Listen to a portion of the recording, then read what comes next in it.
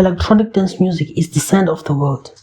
With South Africa at the core of this genre, it has risen into a global player, with Amapiano taking over international events and clubs. The most genres include hip-hop, pop, rock, Latin pop, electronic dance music, country, R&B, K-pop, and Afrobeats, with Amapiano branching itself outside of the EDM pool. In African contexts, South Africa is the largest, fastest growing, most innovative and most profitable music market on the continent. African genres include Afrobeat, Amapiano, hip-hop, bongo flavor, high life. The problem with South African music market is the fact that it is very volatile because genres tend to last for a specific period of time before a new one emerges.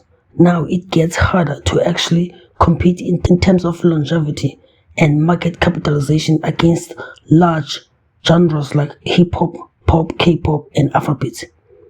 The aim is to ensure that Amapiano remains the official genre for the South African music market, with subgenres such as two-step, boom, skija, skidongo, kwabi, and many other subgenres that can be innovated to ensure Amapiano remains dominant in the African market.